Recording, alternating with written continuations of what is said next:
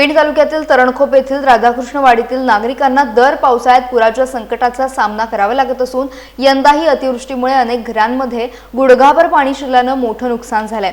6 जुलै रोजी झालेल्या मुसळधार पावसात अन्नधान्य, कपडे, फर्निचर तसेच विद्यार्थ्यांचे शैक्षणिक साहित्य पाण्यात भिजून नुकसान झाल्याचे ग्रामस्थांनी सांगितले। यापूर्वी 2005च्या महापुरात देखील येथील घरे वाहून गेल्याची आठवण नागरिकांनी करून दिली। राधाकृष्णवाडीतील पाण्याचा निचरा होण्यासाठी पेण खोपोली बायपास रस्त्यावर पूर्वी 9 पाईप मोऱ्या होत्या, मात्र काही शेतकरी आणि जमीन मालकांनी अनधिकृत भराव करून प्लॉटिंग केल्यामुळे त्यापैकी 6 मोऱ्या पूर्णपणे बंद झाल्याचा आरोप ग्रामस्थांनी केला आहे।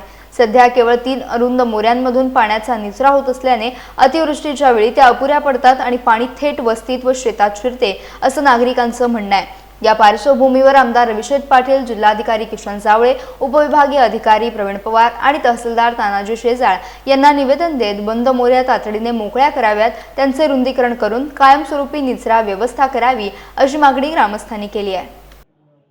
आम्ही हे सर्व राधाकृष्णवाडीतले रहिवासी आहोत। आमच्या बाजूने जो एक हायवे गेलेला आहे पेण खोपोली बायपास रोड, तिथे आम्ही सगळे रहिवासी आहोत। त्या रोडला बांधकाम विभागाने रोडला 9 मोऱ्या टाकल्या होत्या पाणी जाण्यासाठी।